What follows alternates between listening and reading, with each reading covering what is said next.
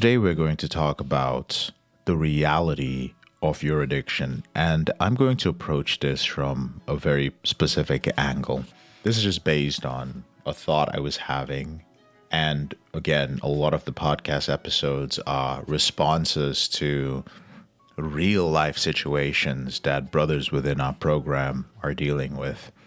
And today I've been sitting down, kind of working through some problems that I've noticed men who struggle with porn addiction, some of those that come up quite a bit. And you'll notice in the podcast, if you've been listening to it for a while, that I use certain terms like the bottom line is, the reality of the situation, the truth of the matter is, the facts are, brother. I use these on purpose. They've become a part of my vocabulary when I'm working with brothers who are rebooting because of the insidious nature of this behavior, because our shame and our deep need to be in control of this behavior can cause us to rationalize and justify the fact that, we're in control of it. And that's why men struggle with an out-of-control behavior with pornography longer than any other out-of-control behavior that exists today. And with high-speed internet pornography, I really fear for the future of masculinity, especially if you come from a Western culture where that's very woke and where it is encouraged to, there's nothing wrong with porn. It's just expressing yourself. We're using it to enhance our marriage, when the truth is your marriage is falling apart as a result of it, and so on. Here's the reality I'd like to address today. Your addictive behavior keeps you infirm. INFIRM. And infirm means you're not able to function.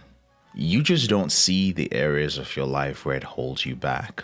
Like, you're not physically or mentally resilient when it comes to certain things. When it comes to creating a purpose, when it comes to being goal-oriented, when it comes to pushing through when things get tough, one thing all porn addicts have in common is that they fold.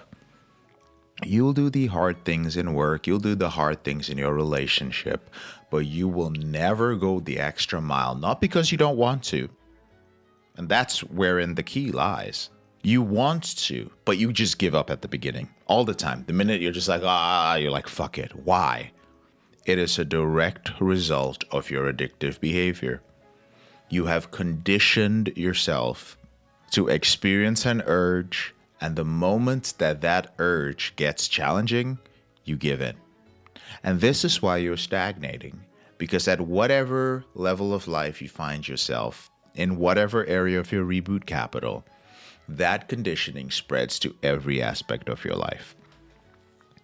That conditioning of things are really hard, and I need to do something that seems extraordinary, but because you've trained yourself, your subconscious, to tell you this message that, it's too hard to overcome, it's too challenging, this sexual urge is too tough, you think it just applies to your sexual life, but it doesn't. You're doing that in every aspect of your life. And that's the reason why you're stuck. You must accept, brother, this is so important. And that's another term right there that I use. This is so important. This is very important. You have given your will to your sexual behavior. I'll say it again. You have given your entire will to your behavior. As a result, you do not have the capacity to think complex thoughts. You can only do them within a niche. I'm at work, I have to be at work, I have to do all these complex things.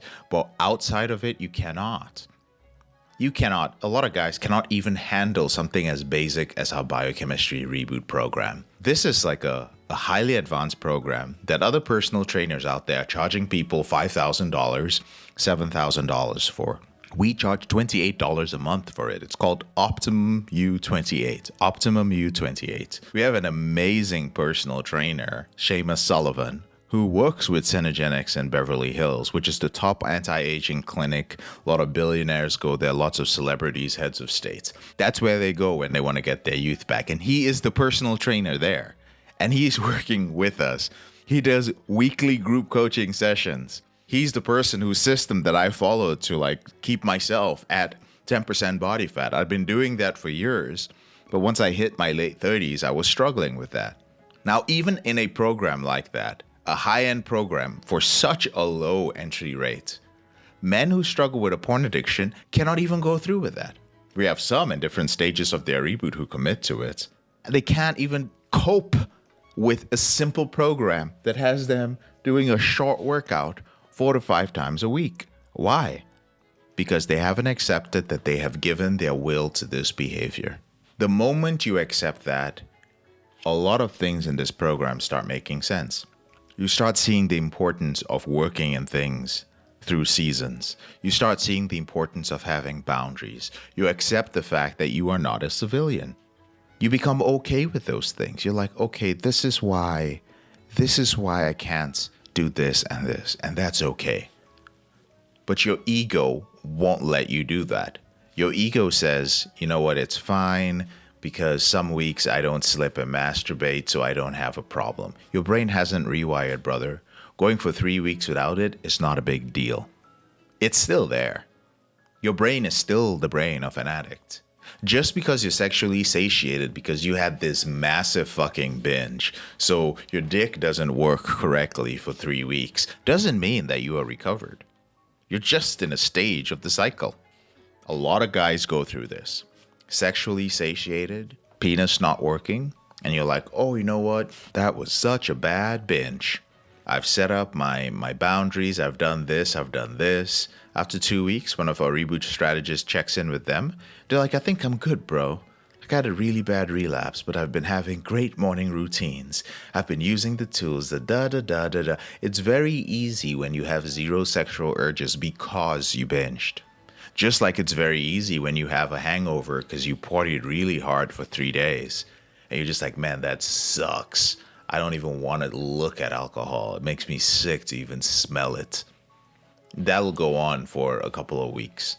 And then next thing you know, once all the negative effects of the hangover are gone, you're finding another reason to have just one drink. A friend came into town. I was on vacation. It was a holiday. Blah, blah, blah, blah, blah. It's human nature. The thing I want you to accept and add to the reality of this behavior, you need to keep adding to that arsenal. And this is not really for brothers who are in our program. This is for those of you who are not in the program, those of you who need help. You have to tell yourself, you have to accept that, hey, I don't have the capacity to produce results in XYZ area of my life. I don't have the capacity to be present for my children. I don't have the capacity to work hard and push myself at work and do extra. I don't have the capacity to be in a good mood for most of the day. I don't have the capacity to make love to my wife. I don't have the capacity to also hit the gym a couple of times a week. I don't have the capacity to control my diet because I'm always feeling this deep hunger for junk food. Why? Dopamine. You need more of it. You have way too many dopamine receptors because of your out of control behavior. I don't have the capacity to do any of those things because I have given my will to my addictive behavior. And the moment you can accept that, brother, that is the moment that you can begin the steps to looking for a solution to your out of control behavior. We are here. We can help you. We understand what that is like. And we can show you how to create a lifestyle that is going to get you to a place where you are in control, where you are happy, where you have the capacity to be with your children, where you sit down and you wonder like, holy crap, this was such a long day. I thought this morning was 2 days ago. Like your wife is telling you something about something you said in the morning, and you're just like, what the fuck, that wasn't 2 days ago? And she's like, no, that was this morning. You're like, what a day. And I'm still standing, and you're kind of looking sexy. Let's do something. You still have energy for that.